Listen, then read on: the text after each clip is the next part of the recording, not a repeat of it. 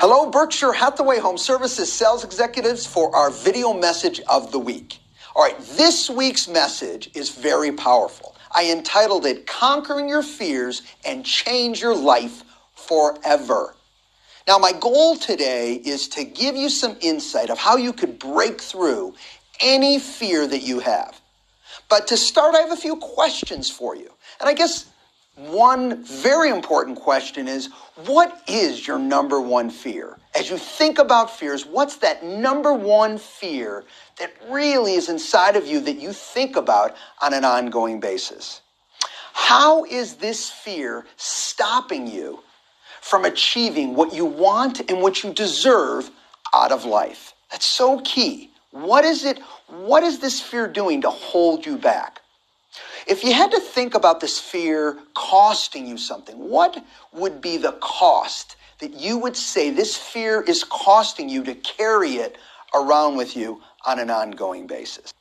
And what activities could you do to work past that particular fear?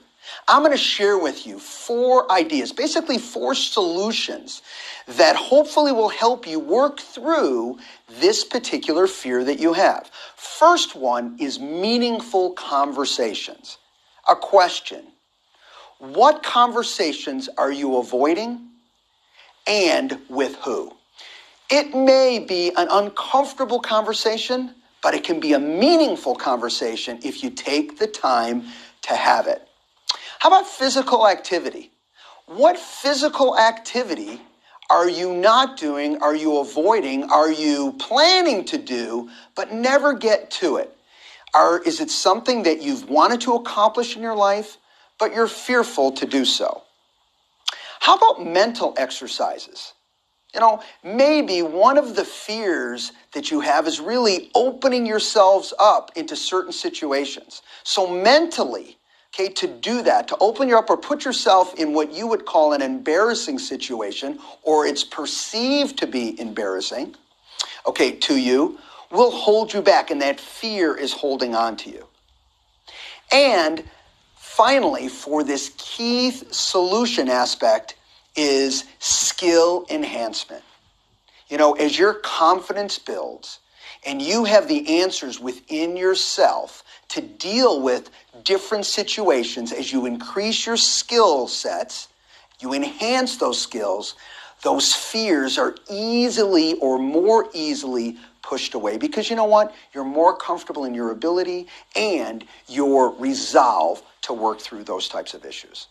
Now, in closing today, there's some rules of thumb that I want you to think about as you go through and you work past this particular fear. 1, you should not be comfortable, when you work through these fears.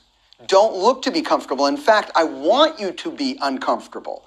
That is the point. Your body and your mind will react, and not always wanting to react in a positive way. So you need to fight through that. That's the opportunity. And here's the prize at the end of all this. If you do this and you fight through it, that's where true personal growth happens.